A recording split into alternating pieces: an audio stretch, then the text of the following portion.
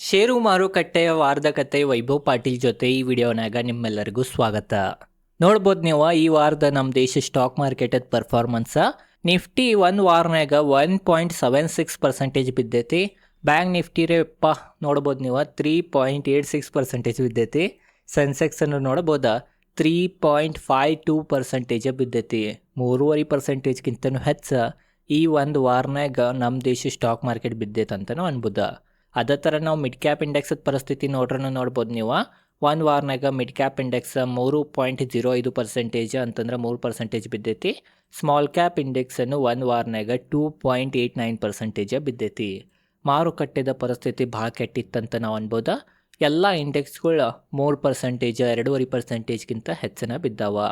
ಮತ್ತು ನಾವು ಗ್ಲೋಬಲ್ ಮಾರ್ಕೆಟದ ಪರಿಸ್ಥಿತಿ ನೋಡ್ಬೋದು ನೀವು. ಗ್ಲೋಬಲ್ನಾಗೂ US ಮಾರ್ಕೆಟ್ ಶುಕ್ರವಾರ ದಿನ Friday night 0.94% US Dow Jones ಬಿದ್ದೈತಿ.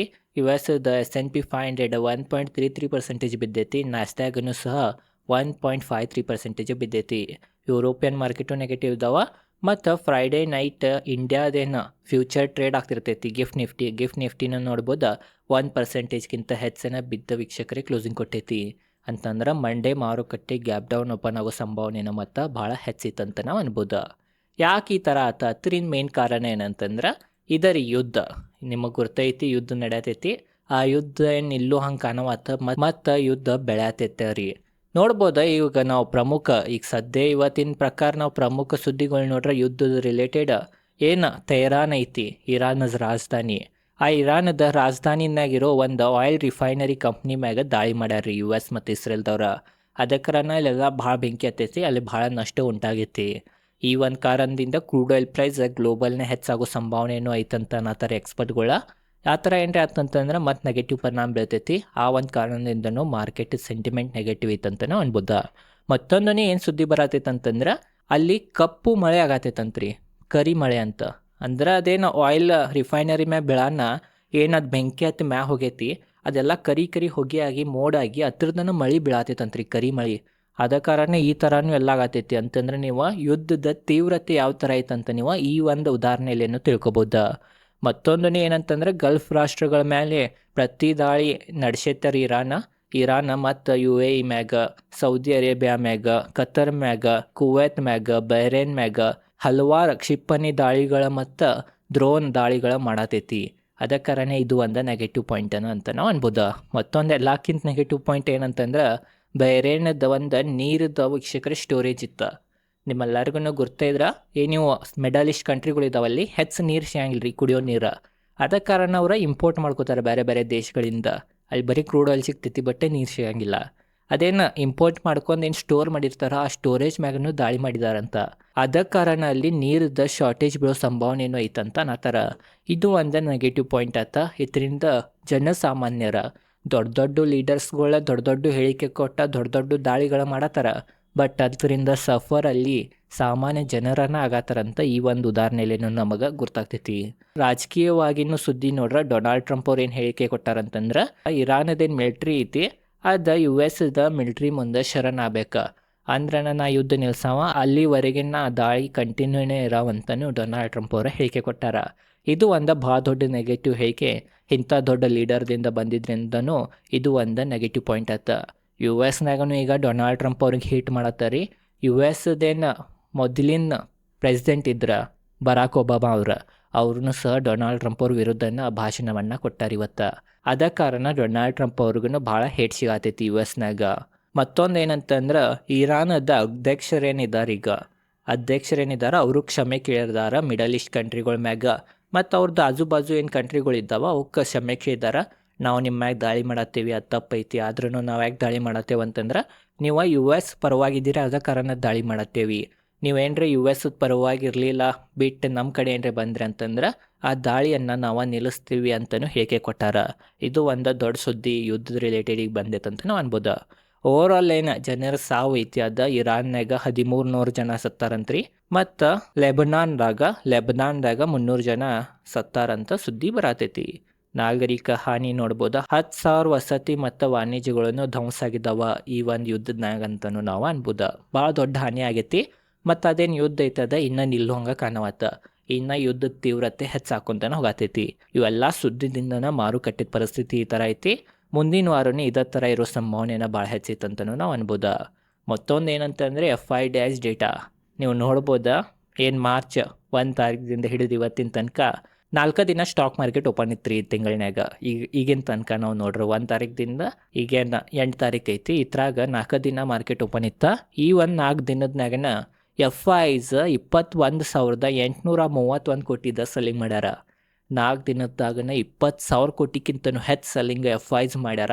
ಅದ ಕಾರಣ ಇದು ಒಂದು ನೆಗೆಟಿವ್ ಪಾಯಿಂಟ್. ಆ ಒಂದು ಕಾರಣದಿಂದನೂ ಈ ವಾರ ಮಾರ್ಕೆಟ್ ನೆಗೆಟಿವ್ನ ಕ್ಲೋಸಿಂಗ್ ಕೊಟ್ಟೈತಂತನೂ ನಾವು ಅನ್ಬೋದ. ಮುಂದಿನ ವಾರನೂ ಈ ಸೆಲ್ಲಿಂಗ್ ಕಂಟಿನ್ಯೂನ ಇರ್ತೈತೋ ಏನೋ ಅಂತ ನೋಡ್ಬೇಕಾ. ಹೆಚ್ಚು ಪ್ರೊಬ್ಯಾಬಿಲಿಟಿ ಕಂಟಿನ್ಯೂನ ಇರೋದೈತ್ರಿ. ಯಾಕಂತಂದ್ರೆ ಇದೇನು ಯುದ್ಧ ನಿಲ್ಲುವಂಗೆ ಕಾಣುವತ್ತ. DIs ನೋಡ್ಬೋದ 4 ದಿನದ್ನಾಗ 32,786 ಕೋಟಿದ ಬಾಯಿಂಗ್ ಮಾಡ್ಯಾರ.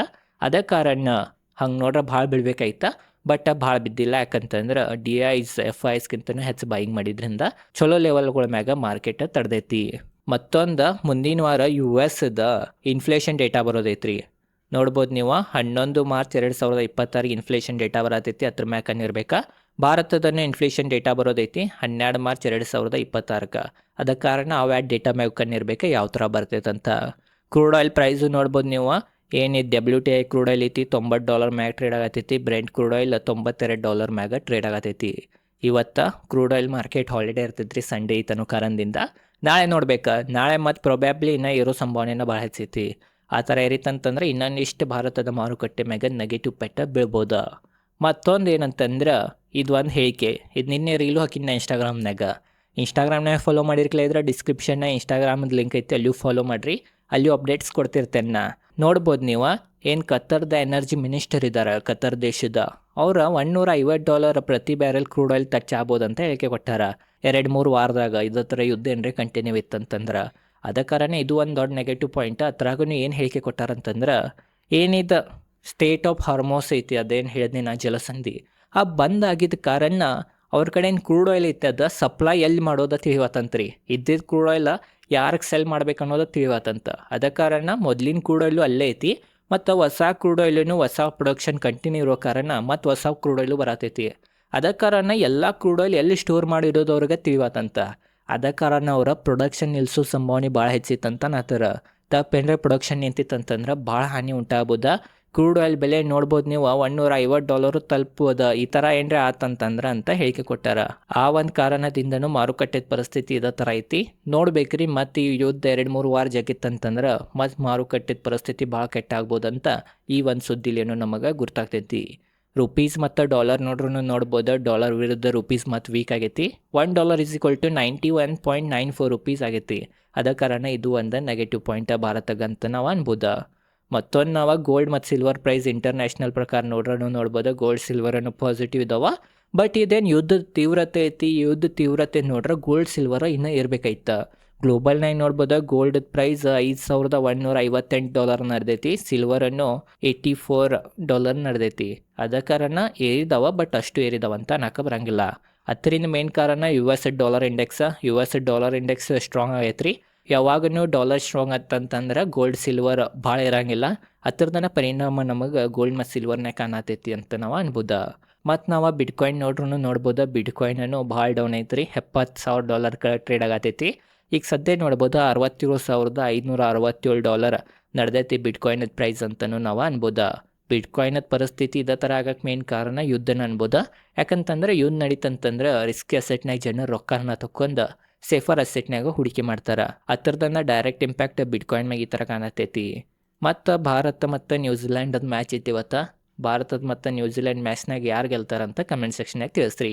ಓವರಾಲ್ ಇದೇ ಇತ್ತ ಕೋರ್ಸದ ವಿಡಿಯೋಗಳು ಸ್ಟಾರ್ಟ್ ಮಾಡ್ಯಾನ. ನಿನ್ನೆ ಒಂದು ವಿಡಿಯೋ ಬಿಟ್ಟಿನಿ, ಇವತ್ತು ಬಿಟ್ಟಿಲ್ಲ. ಯಾಕಂತಂದ್ರೆ ಸಂಡೇ ಐತನೋ ಕಾರಣ. ನಾಳೆ ಮತ್ತೊಂದು ವಿಡಿಯೋ ಬರ್ತೈತ್ರಿ. ಅದ ಕಾರಣ ಚಾನಲ್ ಸಬ್ಸ್ಕ್ರೈಬ್ ಮಾಡಿಲ್ಲ ಅಂದ್ರೆ ಸಬ್ಸ್ಕ್ರೈಬ್ ಮಾಡಿರಿ. ಫ್ರೀನಾಗ ಈ ಥರ ಯಾರೂ ಇನ್ಫಾರ್ಮೇಷನ್ ಕೊಡಂಗಿಲ್ಲ ಅಂತ ನನಗನ್ನಿಸ್ತೈತಿ. ಅದ ಕಾರಣ ವಿಡಿಯೋ ಚಲೋ ಅಷ್ಟು ಲೈಕ್ ಮಾಡಿರಿ. ಇದೇ ಥರ stock market related, financial related ಸರಳವಾಗಿ ಡೀಟೇಲ್ದಾಗ ವಿಡಿಯೋ ಮಾಡ್ತಿರ್ತೇನೆ. ಧನ್ಯವಾದಗಳು.